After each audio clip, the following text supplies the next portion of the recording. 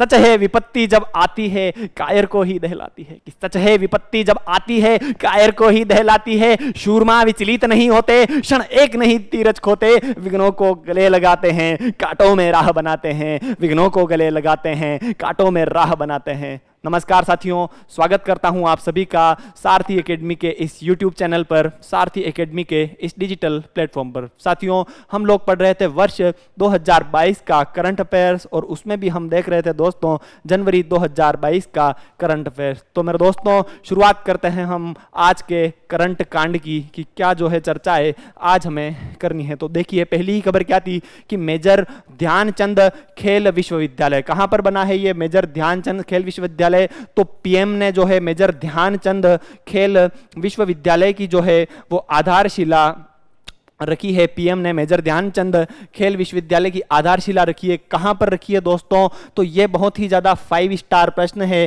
कि प्रधानमंत्री के द्वारा मेजर ध्यानचंद खेल विश्वविद्यालय की जो आधारशिला है दोस्तों वो मेरठ में रखी गई है। कितनी लागत से बनेगा दोस्तों? ये 700 करोड़ की लागत से ये मेजर ध्यानचंद खेल विश्वविद्यालय जो है दोस्तों बनने वाला है। क्या विशेष होगा इसमें? 1080 खिलाड़ियों को एक साथ प्रशिक्षण की सुविधा। साथियों, यहां पर 1080 खिलाड़ियों को एक साथ प्रशिक्षण दिया जा सकता है। उन्हें आउटडोर और इंडोर दोनों प्रकार की ट्रेनिंग जो है खिलाड़ियों को इस खेल विश्वविद्यालय में दी जा सकती है, 1080 खिलाड़ियों को। और उन 1080 खिलाड़ियों में 540 मेल और 540 फीमेल को जो है यहां पर प्रशिक्षण जो है दोस्तों दिया जा सकता है। यह हुई चर्चा साथियों मेजर ध्यानचंद खेल विश्वविद्यालय के बारे में। बात करते हैं दोस्तों हम ध्यानचंद की। किसके बारे में दोस्तों? ध्यानचंद के बारे में। तो हॉकी का जादूगर किसको कहा जाता है दोस्तों? तो मेजर ध्यानचंद को हॉकी का जादूगर जो है वो कहा जाता है। और मेजर ध्यानचंद का जो जन्म दिवस जो होता है दोस्तों 29 अगस्त के दिन। कब होता है दोस्तों? 29 अगस्त के दिन जो है मेजर ध्यानचंद का जन्म दिवस होता है। और इसी 29 अगस्त को राष्ट्रीय खेल दिवस के रूप में कब मनाया जाता है? राष्ट्रीय खेल दिवस जो है दोस्तों वो 29 अगस्त को मनाया जाता है और खेल पुरस्कार इसी दिन प्रदान किए जाते हैं। यह हुई चर्चा मेजर ध्यानचंद खेल विश्वविद्यालय के बारे में। अगली खबर देखिए दोस्तों, दूसरी खबर क्या थी? आइस ब्रेकर शिविर। क्या लॉन्च किया गया साथियों? आइस ब्रेकर शिविर किसके द्वारा लॉन्च किया गया? तो रूस के द्वारा लॉन्च किया गया। प्रश्न पूछ ले कि हाल ही में आइस ब्रेकर शिविर को किसके द्वारा लॉन्च किया गया दोस्तों? तो रूस के द्वारा यह आइस ब्रेकर शिविर लॉन्च किया गया। क्यों लॉन्च किया गया? आर्कटिक के उत्तरी मार्गों को शिपिंग हेतु वर्ष भर खुला रखने हेतु। दोस्तों, क्या है जो रूस है उसके उत्तर में जो महासागर पड़ता है वो है आर्कटिक महासागर। शीत ऋतु जब आती है तो वो वर्ष के अधिकांश समय आर्कटिक महासागर जो है दोस्तों जम जाता है और वहां पर जहाजों का 12 महीने संचालन नहीं हो पाता। इसलिए क्या लॉन्च किया गया दोस्तों? रूस के द्वारा आइस ब्रेकर शिविर को लॉन्च किया गया ताकि उस समुद्री क्षेत्र में जो बर्फ जम जाती है उसको हटाया जा सके और जो उत्तरी मार्ग है उनको शिपिंग हेतु जहाजों के संचालन हेतु दोस्तों वर्ष भर खुला रखा जा सके। तो यह हुई साथियों चर्चा आइस ब्रेकर शिविर के बारे में। अगला देख लीजिए, क्वांटम प्रयोगशाला। किसके द्वारा स्थापना की गई क्वांटम प्रयोगशाला की? तो भारतीय सेना के द्वारा इस क्वांटम प्रयोगशाला की स्थापना जो है वो की गई है। और कहां पर की गई है दोस्तों?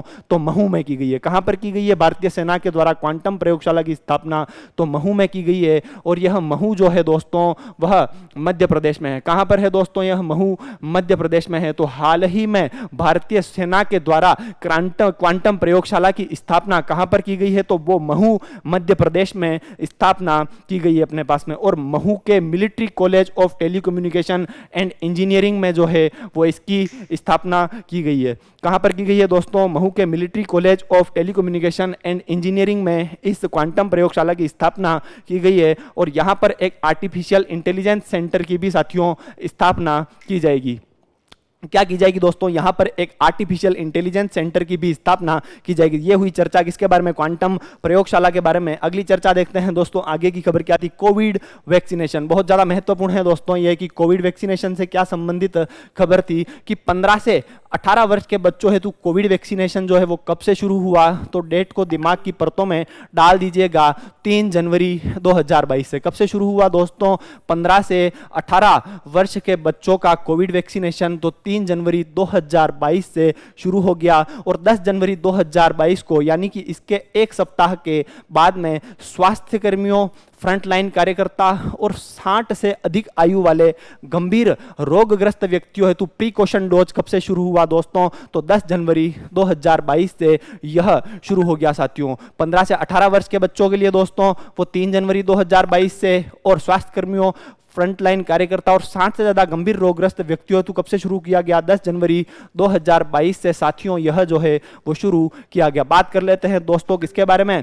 कोविड वैक्सीनेशन के बारे में। भारत में कोविड वैक्सीनेशन जो है दोस्तों कब से शुरू किया गया था? भारत में कोविड वैक्सीनेशन, तो साथियों वो तारीख थी हमारे पास में कोविड वैक्सीनेशन की 16 जनवरी 2021। कब से? 16 जनवरी 2021 से भारत में कोविड वैक्सीनेशन जो है वो अपने पास में शुरू किया गया।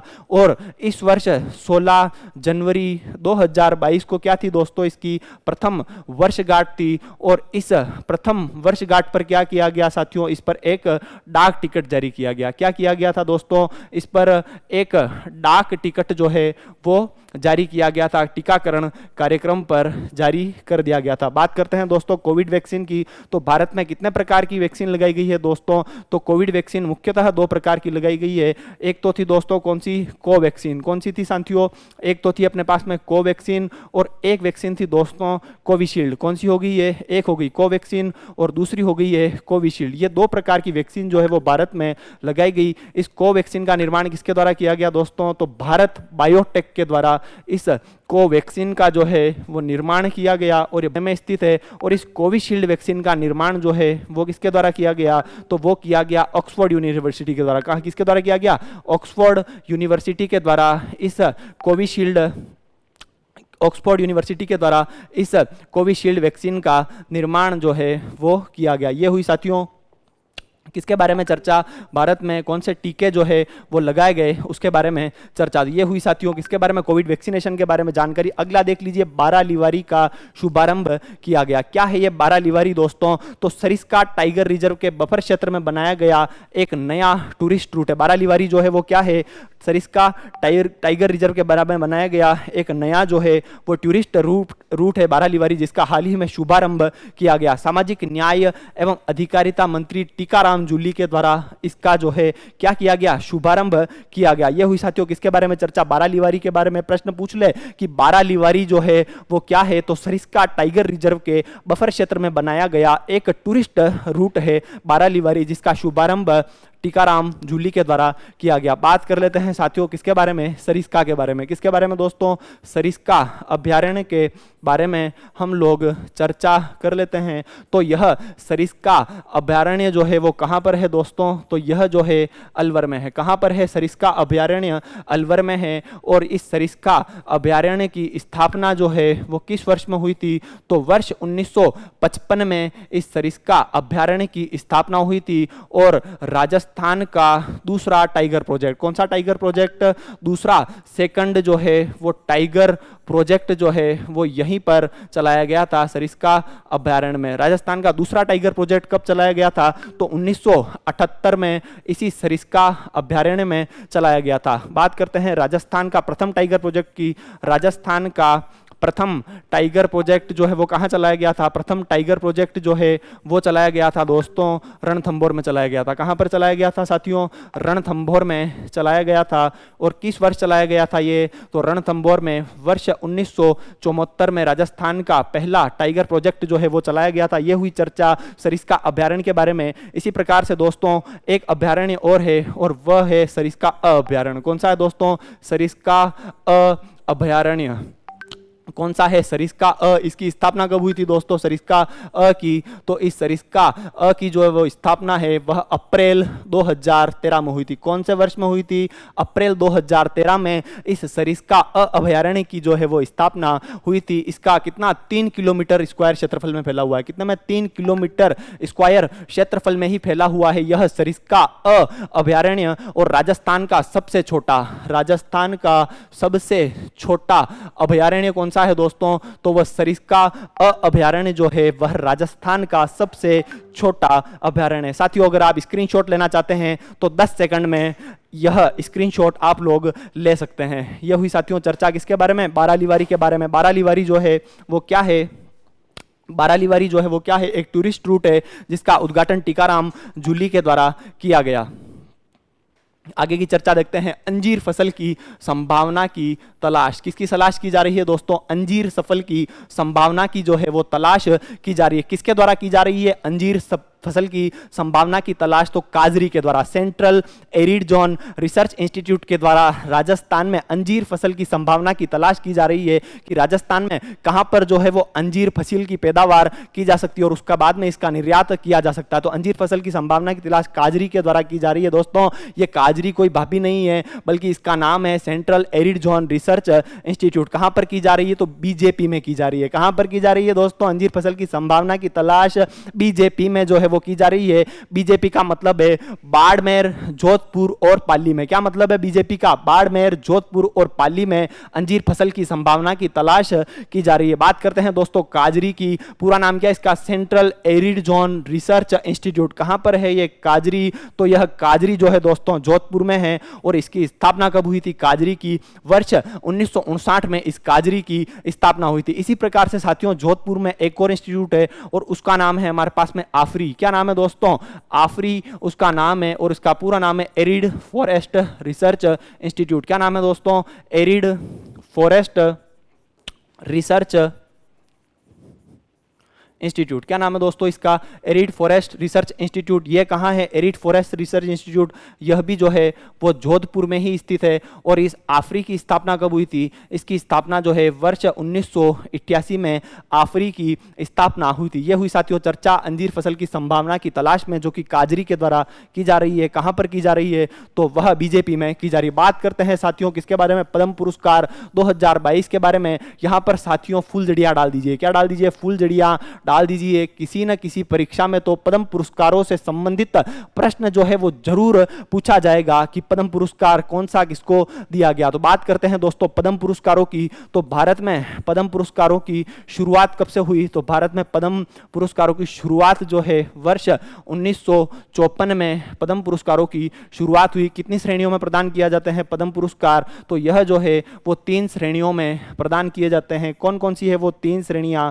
एक तो है दोस्तों पद्म विभूषण, एक तो है पद्म विभूषण, दूसरी है अपने पास में पद्म भूषण और तीसरी है अपने पास में कौन सी है? पद्म विभूषण, पद्म भूषण और एक है हमारे पास में पद्म श्री। और ये क्या है? भारत के सर्वोच्च नागरिक सम्मान कौन से हैं? पद्म पुरस्कार जो है भारत के सबसे सर्वोच्च नागरिक सम्मान है। भारत का सर्वोच्च पुरस्कार कौन सा है दोस्तों? तो भारत का सर्वोच्च पुरस्कार जो है वो है भारत रत्न है। कौन सा है दोस्तों? भारत रत्न जो है भारत का सर्वोच्च पुरस्कार है। लेकिन सर्वोच्च सम्मान कौन से है? तो पद्म पुरस्कार है। और इनकी घोषणा जो है वो कब की जाती है अपने पास में? तो गणतंत्र दिवस के अवसर पर। कब की जाती है दोस्तों इनकी घोषणा? गणतंत्र दिवस के अवसर पर इन पद्म पुरस्कारों की जो है प्रतिवर्ष घोषणा की जाती है। बात कर सकते हैं साथियों इस साल के पद्म पुरस्कारों के बारे में।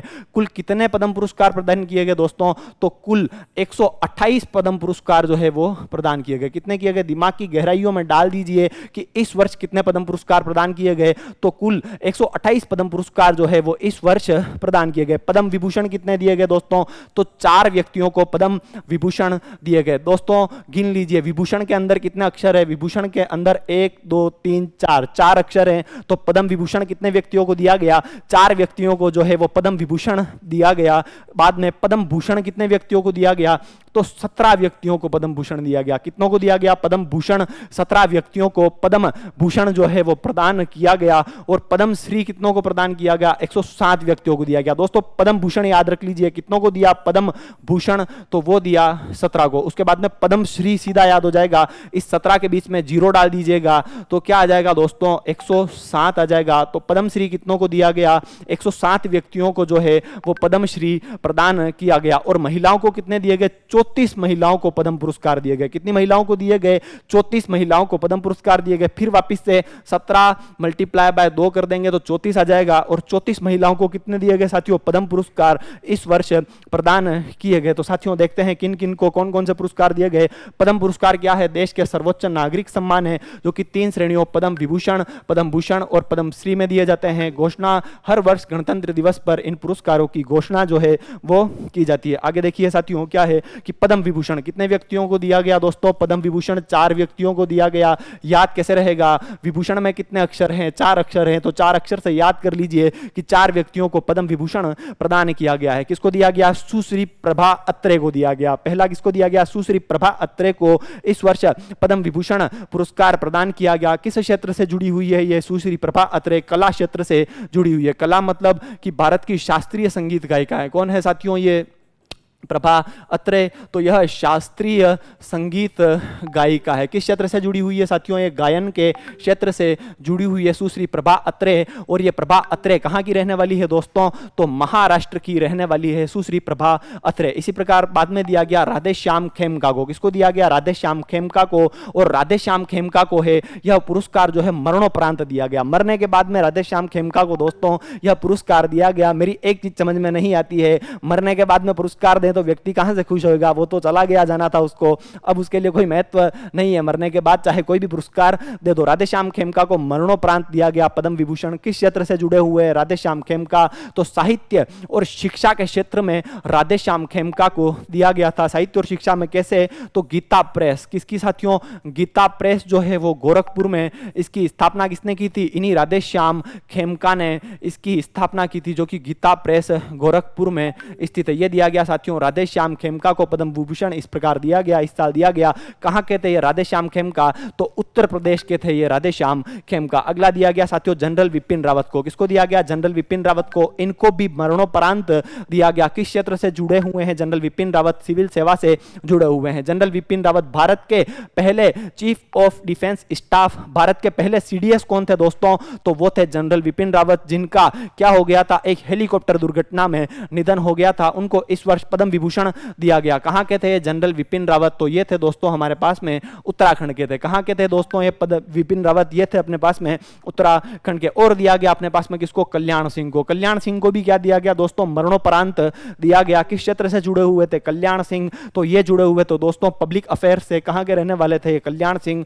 तो ये उत्तर प्रदेश के रहने वाले थे। कहां के थे साथियों ये कल्याण सिंह? ये जो है वो उत्तर प्रदेश के रहने वाले थे। बात करते हैं साथियों कल्याण सिंह के बारे में। कल्याण सिंह के बारे में हम लोग चर्चा करते हैं। क्या रह चुके थे ये? यूपी के सीएम रहे थे। कौन? कल्याण सिंह यूपी के सीएम रहे थे। इसके अलावा राजस्थान में क्या रहे? राजस्थान में 2014 से 2019 तक साथियों ये क्या रहे? अपने पास में राज्यपाल रहे। 2014 से लेकर 2019 तक राजस्थान में राज्यपाल रहे थे ये कल्याण सिंह। कहां के थे? उत्तर प्रदेश में भी तो अलीगढ़ के थे। कहां के थे दोस्तों? अलीगढ़ के थे हमारे पास में ये कल्याण सिंह। और राजस्थान के छठे राज्यपाल, कौन से राज्यपाल? 6th राज्यपाल थे जिन्होंने अपना कार्यकाल पूरा किया। छठे राज्यपाल जिन्होंने पूरे 5 वर्ष का कार्यकाल पूरा किया था। कितना पूरा किया था? छठे राज्यपाल जिन्होंने पूरा 5 वर्ष का कार्यकाल पूरा किया था। 5 वर्ष का कार्यकाल पूरा किया। वो कौन थे दोस्तों? वो थे हमारे पास में कल्याण सिंह जो है वो थे जिनका क्या हो गया? उन्हें पद्म विभूषण दिया गया था। ये हुई साथियों चर्चा किसके बारे में? पद्म विभूषण के बारे में। 3 व्यक्तियों को मरणोपरांत दिया गया और जीवित रूप से किसको दिया गया? प्रभा अत्रे को दिया गया, जो कि महाराष्ट्र की और शास्त्रीय संगीत गायिका। ये हुई चर्चा किसके बारे में दोस्तों? पद्म विभूषण के बारे में। अगला देख लीजिए पद्म विभूषण। पद्म विभूषण नहीं है दोस्तों, ये इसको सही कर दीजिएगा, करेक्शन कर दीजिएगा। ये वी नहीं है, सिर्फ और सिर्फ क्या है? पद्म भूषण है। क्या है दोस्तों? पद्म भूषण है। पद्म भूषण जो है वो कितनों को दिया गया दोस्तों? तो 17 व्यक्तियों को पद्म भूषण जो है वो इस वर्ष प्रदान किया गया। कितनों को पद्म भूषण दिया गया? 17 व्यक्तियों को। पद्म विभूषण कितनों को दिया गया? 4 व्यक्तियों को दिया गया। और पद्म श्री कितनों को दिया गया? 107 व्यक्तियों को पद्म श्री दिया गया। कितनी महिलाओं को दिए गए पद्म पुरस्कार? 34 महिलाओं को इस वर्ष पद्म पुरस्कार दिए गए। ये हुई साथियों किसके बारे में चर्चा? पद्म भूषण के बारे में। एक दिया गया गुलाम नबी आजाद को। किसके बारे में? गुलाम नबी आजाद को। क्यों विशेष है दोस्तों इनका नाम? क्योंकि ये गुलाम भी है और आजाद भी है। क्या है दोस्तों? ये गुलाम भी है और आजाद भी है। गुलाम और आजाद दोनों अक्षर शब्द जो है वो इनके नाम में है। गुलाम नबी आजाद को किस क्षेत्र में दिया गया? Public affairs. राजनेता है ये गुलाम नबी आजाद। जम्मू कश्मीर के मुख्यमंत्री रह चुके हैं और कांग्रेस से राज्यसभा के सांसद रहे हैं गुलाम नबी आजाद। हाल ही में इन्होंने क्या कर दिया? कांग्रेस पार्टी छोड़ दी और अपनी एक नई पार्टी बना दी। कहां के हैं? गुलाम नबी आजाद, जम्मू कश्मीर के। दूसरा दिया गया साथियों देवेंद्र झांझरिया को दिया गया। किसको दिया गया? देवेंद्र झांझरिया को यह पुरस्कार दिया गया। किस क्षेत्र से जुड़े हुए? देवेंद्र झांझरिया खेल से हैं, राजस्थान के निवासी है, बहुत ही ज्यादा महत्वपूर्ण है। अगर राजस्थान वाले को दिया जाता है तो राजस्थान का जो आ जाए व्यक्ति तो उसको तो आप दिमाग की गहराइयों में उतार ही दीजिए। देवेंद्र झांझरिया को दिया गया। किसे दिया गया? खेल में। खेल में भी क्या है दोस्तों? ये पैरा एथलीट है। क्या है दोस्तों? पैरा एथलीट है ये अपने पास में देवेंद्र झांझरिया। कौन से खेल से जुड़े हुए हैं? ये भाला फेंक से जुड़े हुए हैं। किससे जुड़े हैं दोस्तों? भाला फेंक से जो है वो अपने पास में जुड़े हुए हैं। और टोक्यो पैरालंपिक में क्या लेकर आए थे? सिल्वर आए थे। टोक्यो पैरालंपिक में कौन सा लेकर आए थे? ये देवेंद्र झांझरिया सिल्वर पदक लेकर आए थे। कहां कर है? देवेंद्र झांझरिया राजस्थान के। अगला दिया गया इसी प्रकार से राजीव महर्षि को दिया गया। राजीव महर्षि भी दोस्तों कहां के हैं? राजस्थान के हैं। बहुत ही ज्यादा महत्वपूर्ण है ये। इस पर भी आप फुलझड़ियां डाल दीजिए राजीव महर्षि पे, क्योंकि ये राजस्थान के हैं। और इन्हें क्या दिया गया? पद्म भूषण दिया गया। किस क्षेत्र से जुड़े हुए हैं राजीव महर्षि? ये जो है वो सिविल सेवा से जुड़े हुए हैं। क्या रहे हुए हैं राजीव महर्षि? तो राजीव महर्षि जो है दोस्तों राजस्थान में मुख्य सचिव रह चुके हैं। क्या रह चुके हैं? राजस्थान में मुख्य सचिव जो है रह चुके हैं। मुख्य सचिव रहे हैं राजस्थान में। इसके अलावा क्या रह चुके हैं? केग भी रहे हैं। क्या रहे हैं दोस्तों? केग भी रह चुके हैं भारत के। राजस्थान के मुख्य सचिव रह चुके हैं कौन? राजीव महर्षि। और इसके अलावा comptroller and auditor general of India भी यह रह चुके हैं, राजस्थान के थे। और क्या दिया गया? राजीव महर्षि को पद्म भूषण प्रदान किया गया। इसके अलावा दिया गया सत्या नडेला को। किसको दिया गया? सत्यनारायण नडेला को पद्म भूषण दिया गया। किस क्षेत्र से जुड़े हुए हैं? व्यापार एवं उद्योग से जुड़े हुए हैं। क्या है ये अपने पास में? सत्या नडेला तो माइक्रोसॉफ्ट के सीईओ है। कहां के हैं दोस्तों? माइक्रोसॉफ्ट के सीईओ है। माइक्रोसॉफ्ट के सीईओ कौन है दोस्तों? तो सत्या नडेला जो है माइक्रोसॉफ्ट के सीईओ हैं, व्यापार एवं उद्योग से अमेरिका के निवासी हैं। और इन्हें क्या दिया गया दोस्तों? पद्म भूषण दिया गया। इसी प्रकार सुंदर पिच्चई को भी दिया गया। व्यापार एवं उद्योग क्षेत्र से जुड़े हुए हैं सुंदर पिच्चई, ये भी अमेरिका के हैं। और कौन है सुंदर पिच्चई दोस्तों? तो गूगल के सीईओ है। कहां के हैं दोस्तों? गूगल के सीईओ हैं ये सुंदर पिच्चई जो है। बाद में दिया गया साथियों साइरस पूनावाला को। किसको दिया गया दोस्तों? साइरस पूनावाला को दिया गया है। साइरस पूनावाला भी व्यापार एवं उद्योग से जुड़े हुए हैं। और कहां के हैं? साइरस पूनावाला महाराष्ट्र के हैं। क्यों जाने जाते हैं साइरस पूनावाला? तो सीरम इंस्टीट्यूट। सीरम इंस्टीट्यूट की स्थापना किसने की थी दोस्तों? तो सीरम इंस्टीट्यूट जो कि पुणे में स्थित है उसकी स्थापना साइरस पूनावाला के द्वारा की गई थी। और भारत का टीका सम्राट, क्या सम्राट? भारत का टीका सम्राट किसको कहा जाता है? तो साइरस पूनावाला को भारत का टीका सम्राट जो है वो कहा जाता है। साथियों राजस्थान के दो व्यक्तियों देवेंद्र झांझरिया पैरा एथलीट एवं राजीव महर्षि सिविल सेवा को पद्म भूषण से सम्मानित किया गया। यह हुई साथियों चर्चा किसके बारे में?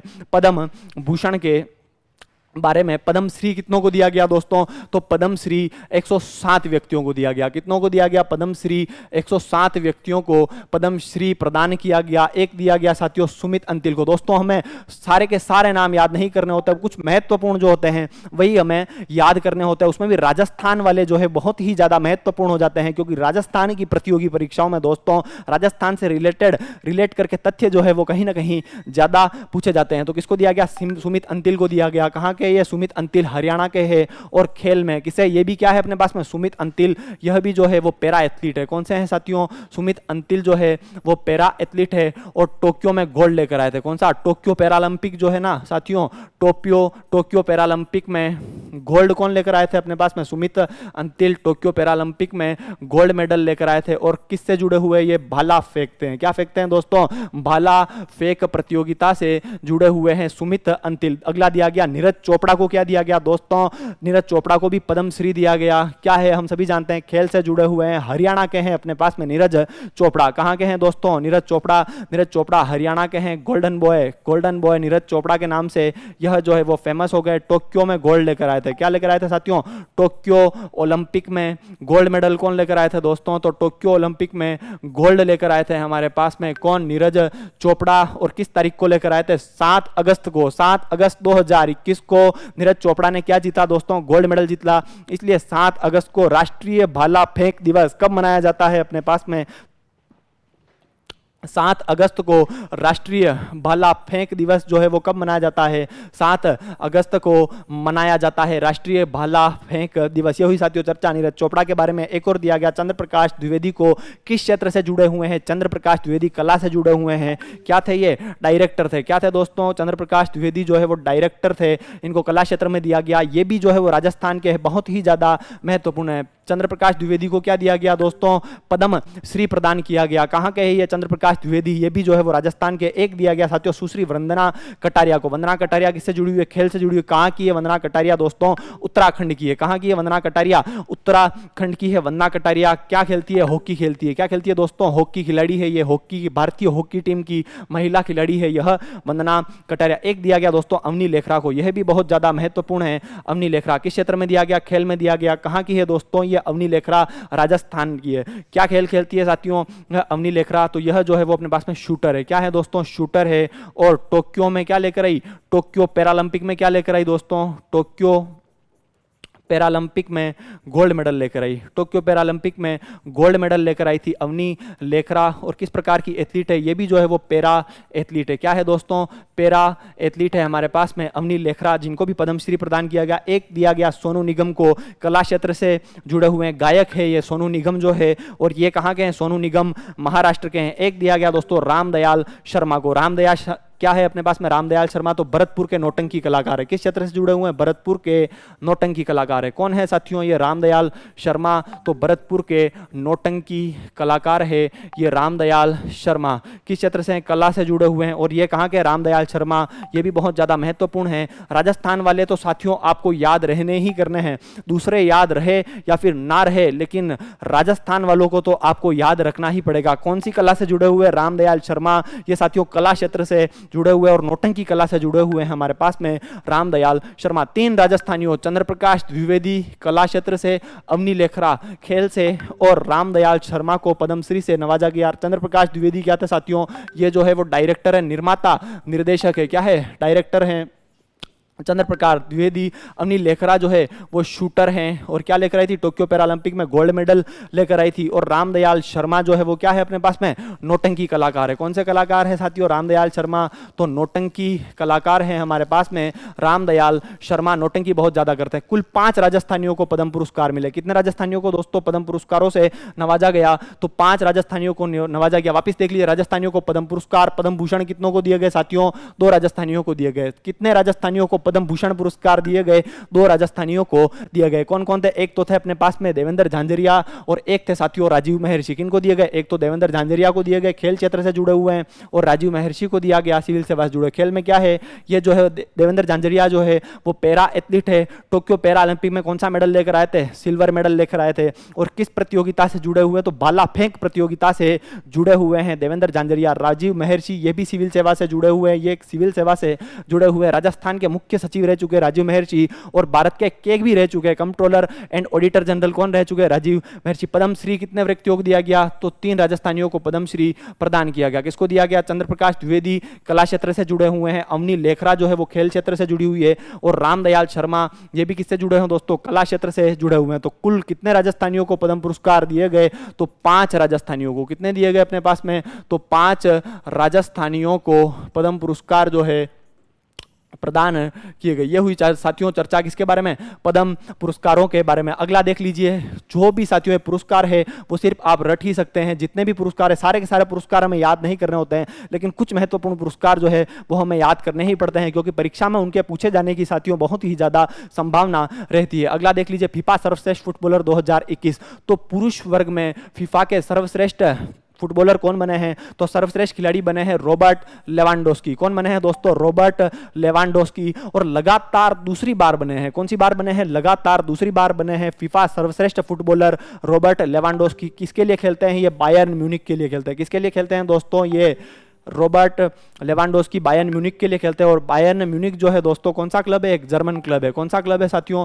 तो जर्मन क्लब है यह बायर्न म्यूनिक जो है। महिला वर्ग में किसको मिला सर्वश्रेष्ठ खिलाड़ी का पुरस्कार? वो मिला एलेक्सिया पुटेलस को। किसको मिला महिला वर्ग में सर्वश्रेष्ठ फीफा प्लेयर का अवार्ड? तो वो मिला है दोस्तों एलेक्सिया पुटेलस को यह पुरस्कार जो है वो मिला है। कौन सी टीम के लिए खेलती है ये? बार्सिलोना के लिए खेलती है। किसके लिए खेलती है ये? एलेक्सिया पुटेलस बार्सिलोना के लिए खेलती है। सर्वश्रेष्ठ गोल के लिए पुस्कस पुरस्कार किसको मिला फीफा का? तो वो मिला एरिक लामेला। पुस्कस पुरस्कार किसको मिला दोस्तों? एरिक लामेला को इस वर्ष का पुस्कस पुरस्कार जो है वो दिया गया। और पुस्कस पुरस्कार क्यों दिया जाता है? सर्वश्रेष्ठ गोल करने वाले खिलाड़ी को पुस्कस पुरस्कार जो है वो दोस्तों दिया जाता है। फीफा फेयर प्ले अवार्ड किसको मिला है? डेनमार्क की राष्ट्रीय टीम को मिला है। किसको मिला है? FIFA fair play award. साफ सुथरे खेल के लिए फेयर प्ले अवार्ड जो है वो दिया जाता है। किसको मिला? डेनमार्क की राष्ट्रीय टीम को जो है वो फीफा फेयर प्ले अवार्ड जो है वो प्रदान किया गया। अगला देख लीजिए आईसीसी पुरस्कार 2021 की। 2021 जो है वर्ष 2021 उसके लिए आईसीसी पुरस्कारों की चर्चा कर लेते हैं। Men's cricketer of the year का पुरस्कार किसको मिला? तो वो मिला है शाहीन अफरीदी को। किसको मिला है दोस्तों? शाहीन अफरीदी को men's cricketer of the year का पुरस्कार मिला है। कहां के हैं ये शाहीन अफरीदी? पाकिस्तान के तेज गेंदबाज शाहीन अफरीदी को यह पुरस्कार मिला है। Men's test cricketer of the year का पुरस्कार किसको मिला है? जॉय रूट को मिला है। और जॉय रूट कहां के हैं? इंग्लैंड के जो है वो बल्लेबाज है जॉय रूट।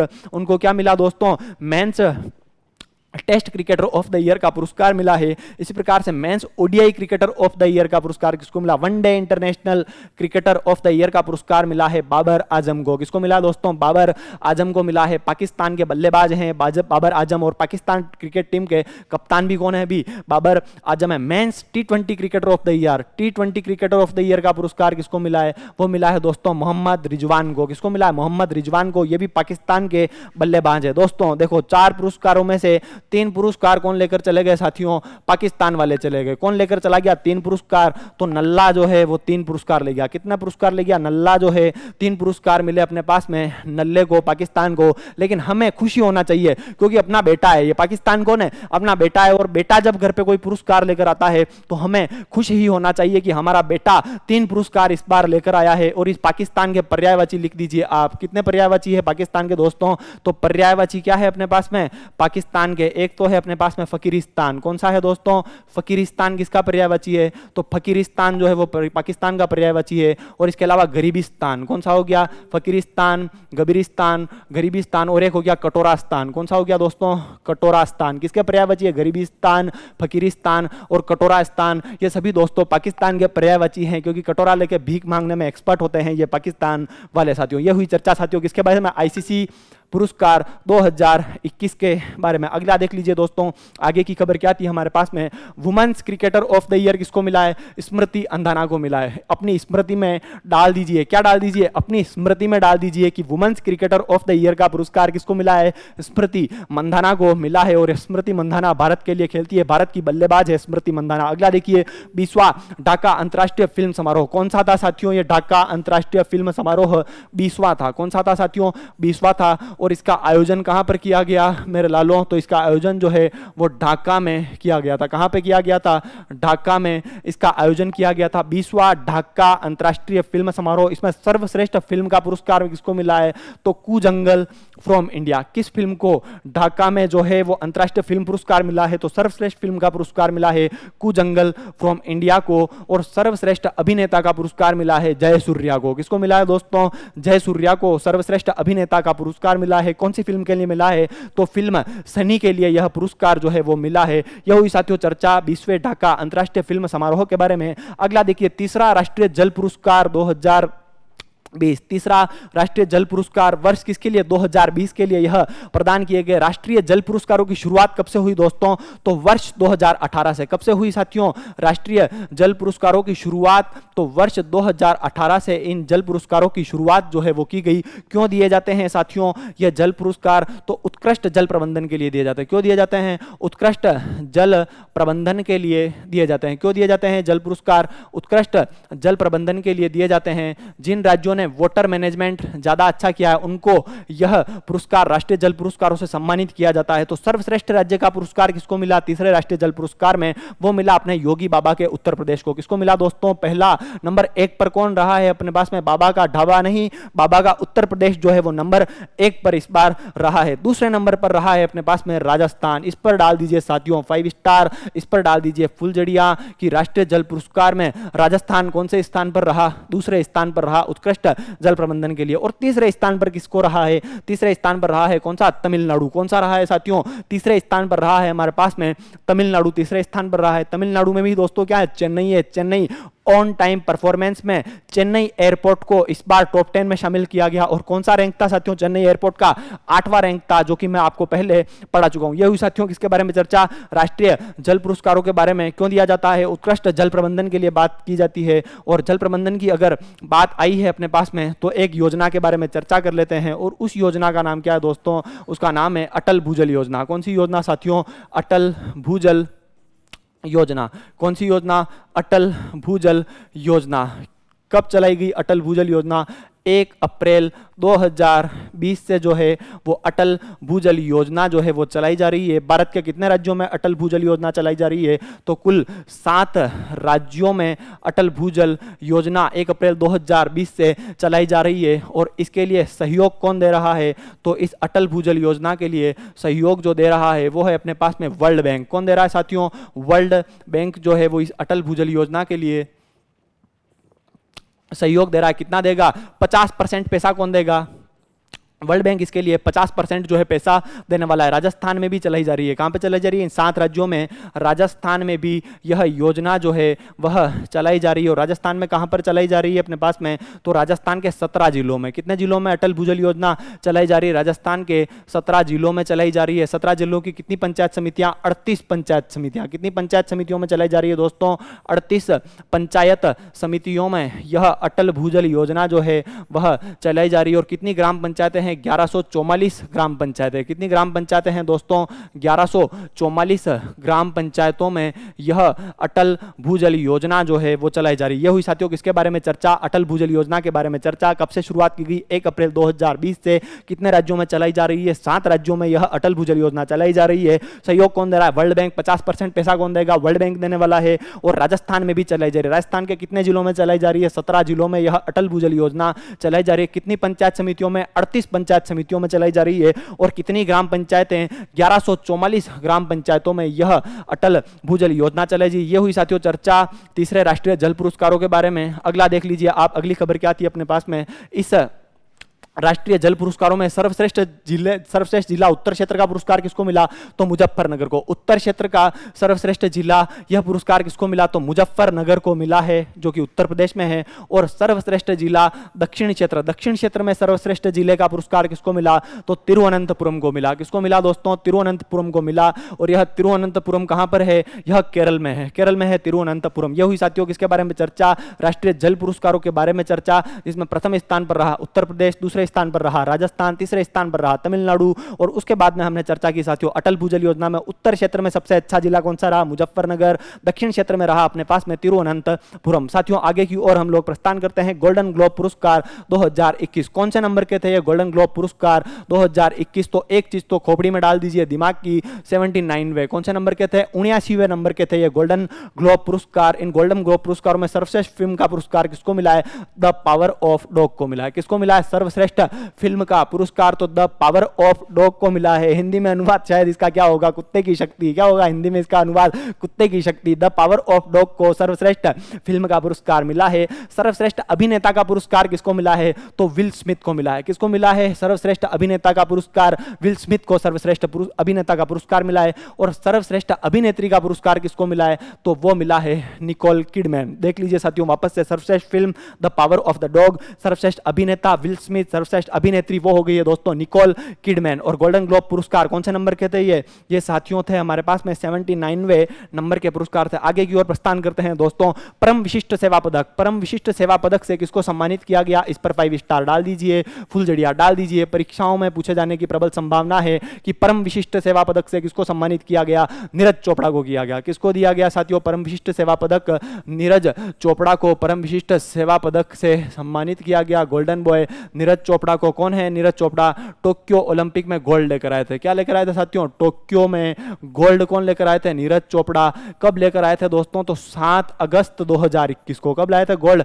7 अगस्त 2021 को लेकर आए थे। इसीलिए 7 अगस्त को क्या मनाया जाता है, राष्ट्रीय भाला फेंक दिवस। कौन सा दिवस, राष्ट्रीय भाला फेंक दिवस जो है वो कब मनाया जाता है दोस्तों, तो 7 अगस्त के दिन राष्ट्रीय भाला फेंक दिवस जो है वो मनाया जाता है, क्योंकि इसी दिन नीरज चोपड़ा क्या लेकर आए थे साथियों, गोल्ड मेडल लेकर आए थे। और हाल ही में डायमंड लीग किसने जीती है साथियों, तो डायमंड लीग भी जीत ली है किसने, डायमंड लीग जीत ली है किसने, नीरज चोपड़ा ने डायमंड लीग जीत ली। और डायमंड लीग प्रतियोगिता जीतने वाले पहले भारतीय खिलाड़ी कौन बन गए हैं, वो भी नीरज चोपड़ा बन गए। यह हुई साथियों चर्चा परम विशिष्ट सेवा पदक के बारे में, जो किसको मिला है, नीरज चोपड़ा को मिला है। अगला देख international association of working women का award, international association of working women award से किसको सम्मानित किया गया, तो सुष्मिता सेन को सम्मानित किया गया। किसको सम्मानित किया गया, सुष्मिता सेन को सम्मानित किया गया। और क्यों दिया गया, उनकी एक वेब सीरीज आई थी, उनका शो आया था आर्या 2, आर्या 2 के लिए international association of working women का अवार्ड किसको दिया गया, सुष्मिता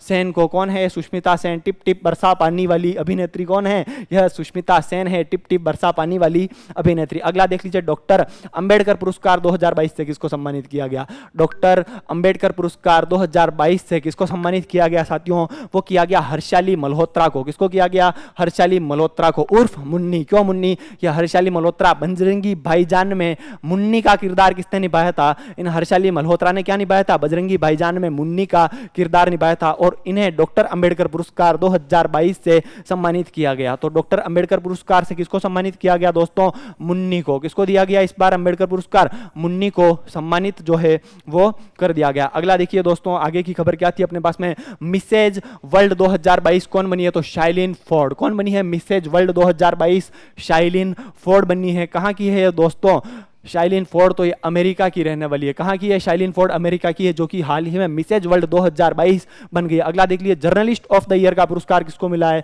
तो वो मिला है दानिश सिद्दीकी को। किसको मिला है साथियों, जर्नलिस्ट ऑफ द ईयर का पुरस्कार दानिश सिद्दीकी को मिला है। और वर्ष 2020 के लिए प्रदान किया गया। किसके लिए प्रदान किया गया, वर्ष 2020 के लिए यह दानिश सिद्दीकी को जर्नलिस्ट ऑफ द ईयर का पुरस्कार प्रदान किया गया है और मरणोपरांत दिया गया है। भाई साहब चले जा चुके हैं दानिश सिद्दीकी, अफगानिस्तान में तालिबान के हमलों में मारे गए थे। कौन, दानिश सिद्दीकी अफगानिस्तान में तालिबान के हमलों में मारे गए थे, अफगानिस्तान में मारे गए थे दानिश सिद्दीकी। तो जर्नलिस्ट ऑफ द ईयर का पुरस्कार 2020 के लिए किसको मिला, दानिश सिद्दीकी को मरणोपरांत मिला है और अफगानिस्तान में मारे गए थे। तो ये हुई साथियों चर्चा किसके बारे में, ये हुई साथियों चर्चा आज की सभा के बारे में। इसी के साथ आज की सभा को समाप्त करना चाहेंगे। जो भी हम लोग चीज़ें पढ़ रहे हैं यहाँ पर साथियों, वो टू दी पॉइंट पढ़ी जा रही है। अननेसेसरी जिन चीज़ों को हमें नहीं पढ़ना है, कचरा पट्टी, उन चीज़ों को छोड़ा जा रहा है। और यह क्लास जो बनाएगी आपकी परीक्षा की दृष्टि से बहुत ही महत्वपूर्ण है। जब परीक्षाएं आपकी आयोजित हो जाएगी फिर मैं भी आप लोगों को यही मिलूंगा और आप लोग भी यहीं पर मिलेंगे। और परीक्षा के प्रश्न पत्र भी यहाँ पर मैं डिस्कस करवाऊंगी कि कौन कौन से प्रश्नों को हमने क्लास में डिस्कशन किया था। ये हुई साथियों क्लास आज की। जो भी हमने पढ़ा है उसकी पीडीएफ आप सारथी एकेडमी के टेलीग्राम चैनल से प्राप्त कर सकते हैं और टेलीग्राम चैनल का लिंक जो है वो डिस्क्रिप्शन में दे दिया जाएगा। धन्यवाद साथियों, विदा लेना चाहूंगा आपसे।